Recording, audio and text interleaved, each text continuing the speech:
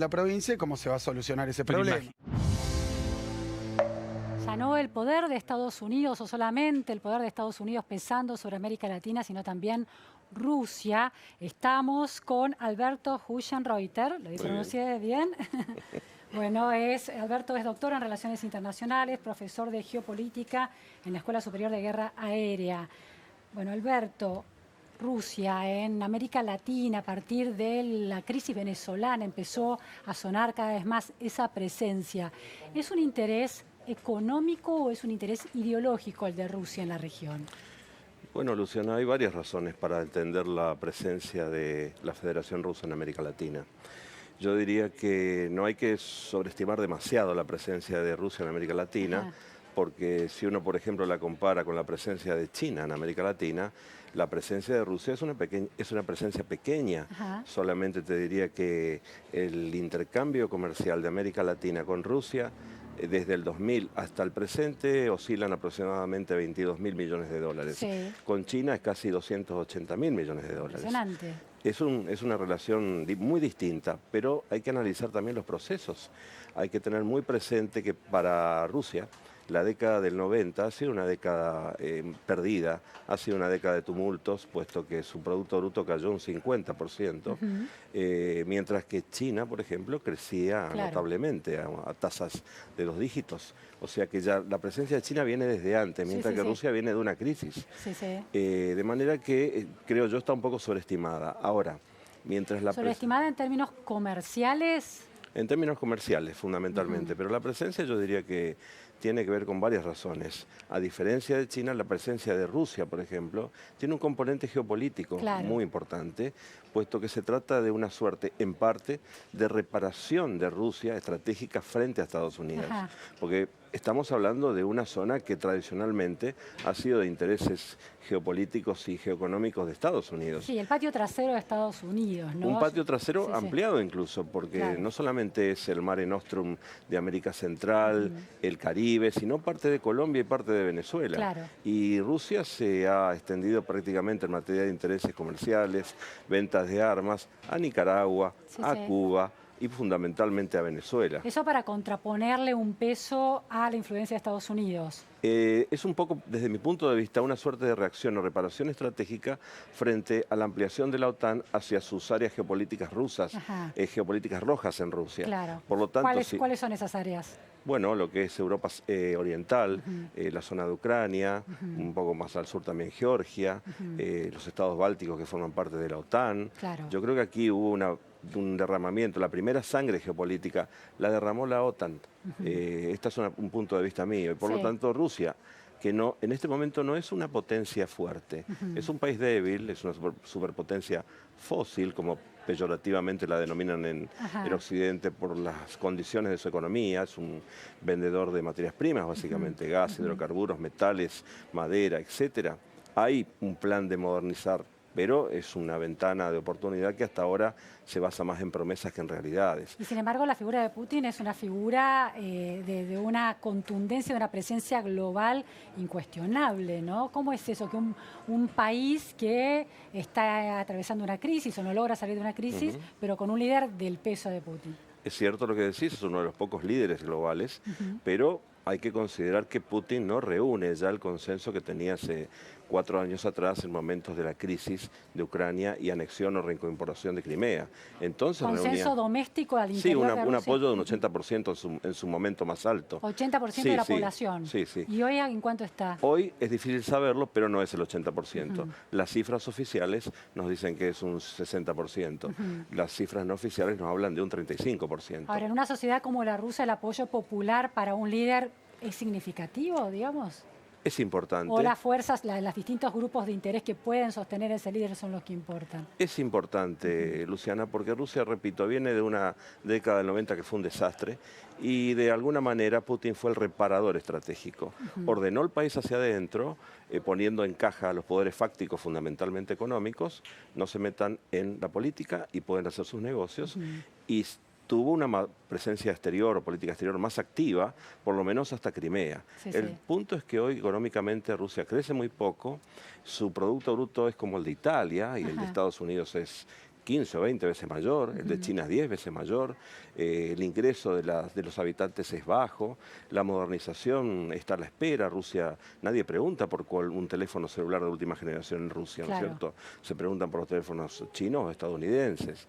Hay un plan de modernización 2019-2024, pero yo creo que aquí va a estar el verdadero triunfo de Putin. Putin no es un triunfador por las elecciones, porque las gana seguro. El verdadero triunfo de Putin y de quien lo suceda va a ser convertir a Rusia en un país moderno, modificando, pluralizando su estructura económica y aún corriendo un riesgo Putin, y este es un punto de vista, de sufrir un revés si se da aquello que los especialistas denominan el espectro de 1905, una derrota frente a la OTAN, porque la OTAN finalmente incorpore a Ucrania o a Georgia, y aquí Rusia pierda su condición de profundidad estratégica, y que no logre la modernización. Esto sería una tragedia para Rusia, por eso se habla del espectro de 1905, cuando Rusia perdió la guerra con Japón. Es una amenaza. Ahora, Alberto, el tema de, bueno, Putin como un líder global, pero sin un país que sostenga esa fortaleza, ¿puede ser que la fortaleza esté en otro lado? Por ejemplo, militarmente, ¿es un contendiente peligroso y es un riesgo para Estados Unidos, por ejemplo, y para la OTAN? Es una superpotencia nuclear. Claro. Es una superpotencia regional y es un gran poder global. No es una superpotencia completa en el sentido de ser... Que no es, económicamente y comercialmente no lo es. Es grande, es rica, pero yo diría que estratégicamente hablando cumple un rol protagónico en el circuito estratégico militar. Pero tecnológicamente está más atrás, comercialmente está poco en el mundo, económicamente también, o sea, trata de salir de lo que podríamos denominar un modelo soviético. Es una superpotencia estratégica, pero ojo, Luciana, que también podría estar sobrecargada su política exterior, puesto que desde Ucrania en adelante, desde la anexión de Crimea, la política exterior de Putin prácticamente no tiene rienda, se ha expandido, pero hay que ver si la estructura económica realmente está en condiciones de soportar esa expansión. Claro, las demandas de esa expansión. Claro, una suerte de sobreextensión imperial que, como afectó en su momento a la Unión Soviética, vuelva a afectar a la Rusia de Putin. Alberto, ha habido mucho conflicto entre Estados Unidos y Rusia a partir de las elecciones que dieron por ganador a Donald Trump y el supuesto hackeo que podría estar incentivado desde Rusia. ¿Eso es una nueva manera de dominio y de poderío ruso? Es una pregunta muy interesante, Luciana, porque es cierto que no hay una nueva Guerra Fría. Yo soy de los que piensan que no hay una nueva guerra. No hay. Para mí existe una tensión muy grande, pero por ejemplo la Guerra Fría tenía una ideología, una cosmovisión. Eran luchas de ideologías por el dominio universal de esas ideologías. Hoy no tenemos esto. Pero Rusia, por ejemplo, trabaja a través de la red. ¿Y qué busca a través de la red? En Europa básicamente busca que triunfen fuerzas políticas antisistema europeo. Porque lo que le interesa a Rusia no es una Europa unida. Y en el eje atlántico, es decir, con Estados Unidos, lo que le importa a través de la red es lograr de alguna manera que triunfen candidatos menos retadores para el interés nacional de Rusia. En este sentido, Trump era una apuesta del gobierno de Putin, puesto que Trump tenía pensado tener una buena relación con Rusia para balancear el peso de China. Pero no se dio porque las agencias de inteligencia, el Pentágono, el complejo estratégico militar, considera a Rusia una amenaza. De hecho, la estrategia de seguridad nacional considera a Rusia un rival como a China. Por lo tanto, no se dio y creo que para mí, desde mi punto de vista, este fue un error estratégico de Estados Unidos, puesto que en lugar de acercar a Rusia y a China, que no tienen una asociación estratégica, los pone ante una situación de acercarse ante una eventualidad. En lugar de dividirlos, los acerca.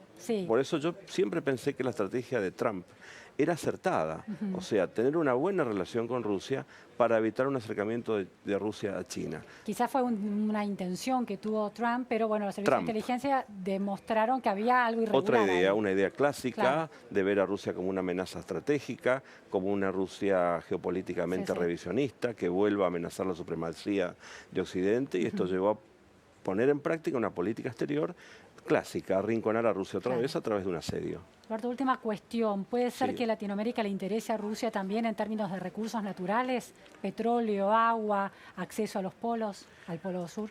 Mira, Luciana, yo creo que en términos de recursos naturales Rusia no es el actor central en América Latina porque es un país rico en materia de recursos. Claro. La presencia de Rusia en América Latina obedece a muchas razones, pero fundamentalmente obedece a tratar de expandir su segmento comercial y hacer una parte en parte reparación estratégica para Estados Unidos, que no ha desarrollado ningún tipo de política exterior para América Latina. En este sentido yo diría que sí que es importante, ¿no?